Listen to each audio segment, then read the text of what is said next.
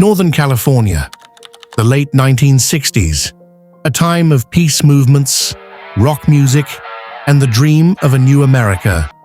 But beneath the surface of the San Francisco Bay Area, something evil was watching.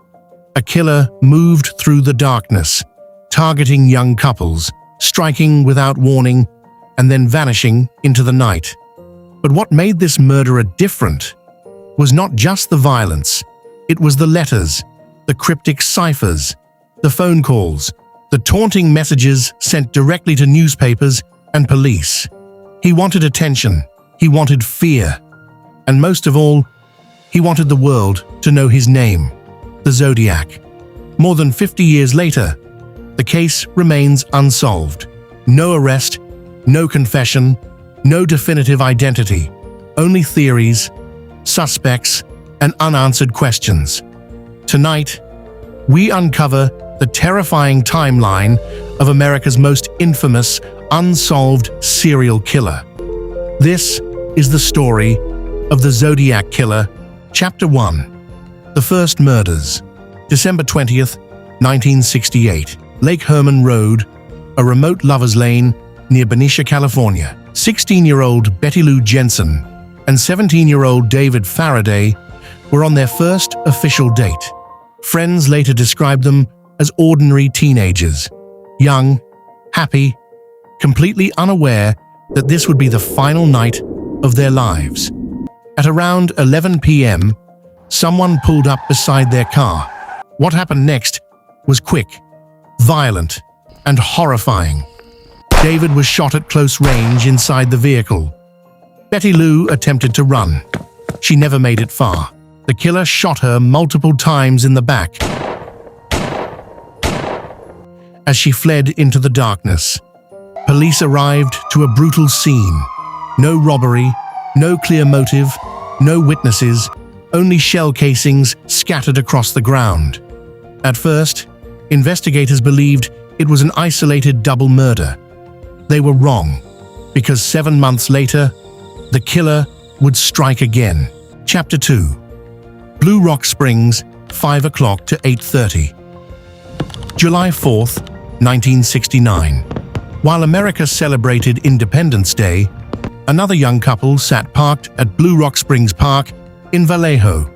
22-year-old Darlene Ferrin, 19-year-old Michael Mageau. Shortly before midnight, a car entered the parking lot and stopped nearby. The driver left briefly, then returned minutes later. This time, he stepped out, holding a flashlight and a handgun. Michael later recalled believing it was a police officer. Then the shooting began. Bullets tore through the car. Darlene screamed. Michael was hit multiple times.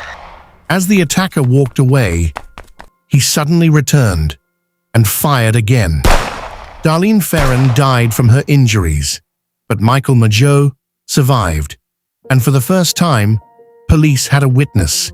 He described the shooter as a heavy-set white male with a large face, around 26 to 30 years old. But the most chilling moment came less than an hour later. A man called the Vallejo Police Department from a payphone. His voice was calm, emotionless. He confessed to the attack, then added something terrifying. He also claimed responsibility for the murders on Lake Herman Road. The cases were now connected. Northern California had a serial killer. Chapter 3. The letters arrive. July 31st, 1969.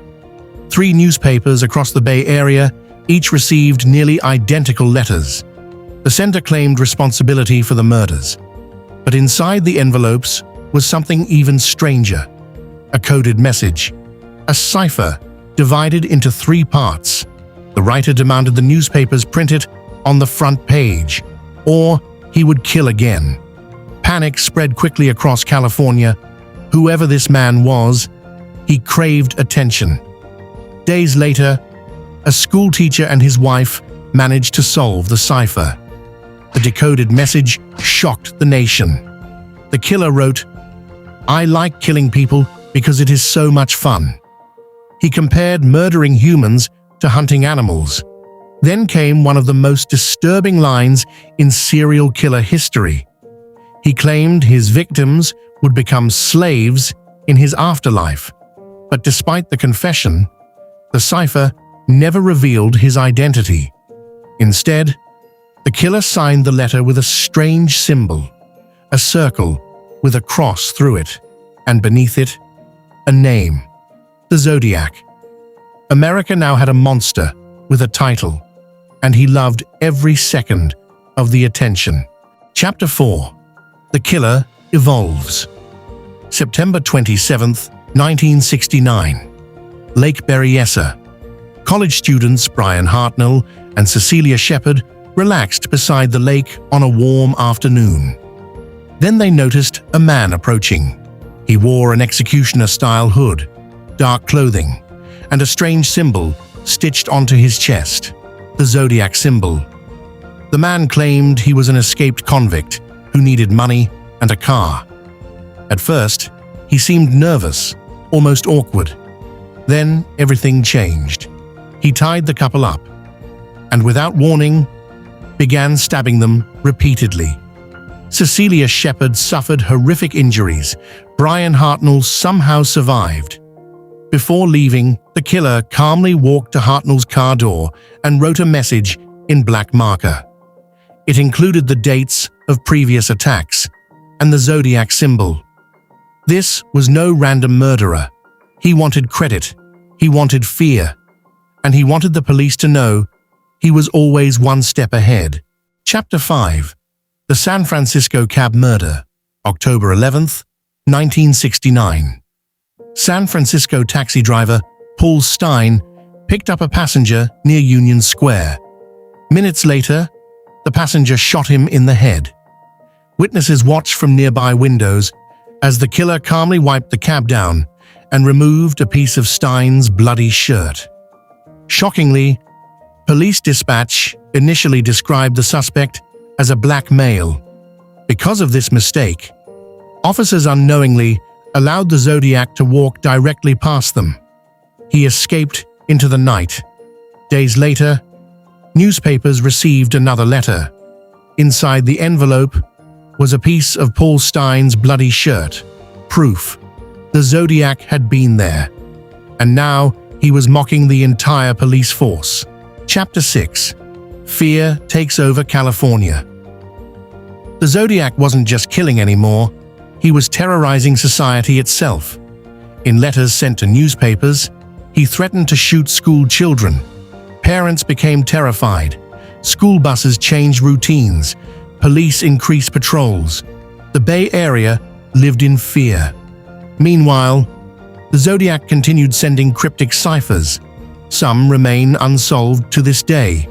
One of the most famous, the 340 cipher, remained uncracked for over 50 years. Finally, in 2020, a team of codebreakers solved it. The message began with, "I hope you are having lots of fun trying to catch me." Once again, the Zodiac mocked investigators.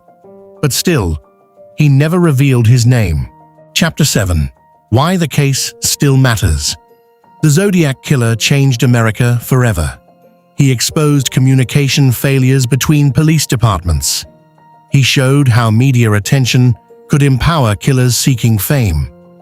And he created a blueprint for modern serial killer mythology. Books, movies, documentaries. The mystery refuses to die.